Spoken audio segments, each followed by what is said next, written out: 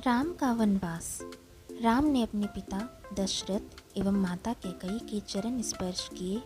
राम को देखकर महाराज ने एक दीर्घ श्वास और केवल हे राम कहा, फिर अत्यधिक निराश होने के कारण चुप हो गए। उनके नेत्रों में अश्रु भर आए। विनम्र स्वर में राम ने अपने कैकेयी से पूछा, माता, पिताजी की ऐसी दशा का क्या कारण है? कहीं वे मुझसे अप्रसन्न तो नहीं है? यदि वे मुझसे अप्रसन्न है तो मेरा क्षण मात्र भी जीना व्यर्थ है।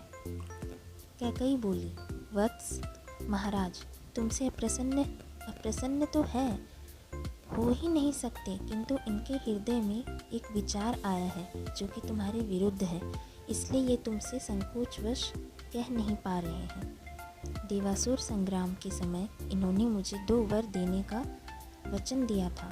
अवसर पाकर आज मैंने इनसे वे दोनों वर मांग लिए हैं। अब तुम्हारे पिता को अपनी प्रतिज्ञा का निर्वाह करने के लिए तुम्हारी सहायता की आवश्यकता है।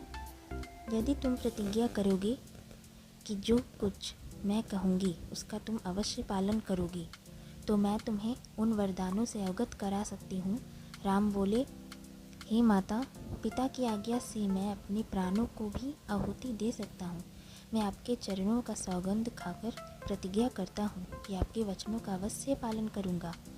राम का प्रतिज्ञा से संतुष्ट होकर कैकेयी ने कहा, वत्स, मैंने पहले वर से भरत के लिए अयोध्या का राज्य और दूसरे से तुम्हारे लिए 14 वर्ष का वनवास मांगा है। अतः अब तुम अपनी प्रतिज्ञा के अनुसार तत्काल पक्कल धारणा अनुसार तत्काल करके वन को प्रस्थान करोगे। तुम्हारे मोह के कारण ही महाराज दुखी हो रहे हैं। इसलिए वन को प्रस्थान के पश्चात ही भरत का राज्याभिषेक होगा। मुझे पूर्ण विश्वास है कि तुम अपनी प्रतिज्ञा का पालन करके अपने पिता को पाप रूपी सागर से अवश्य मुक्ति दिलाओगे। राम ने दुख और शोक से रहित होकर कैकेयी के वचनों को सुना और मधुर मुस्कान के साथ बोले, हे माता, बस इस छोटी सी बात के लिए ही आप और पिताजी इतने परेशान हैं।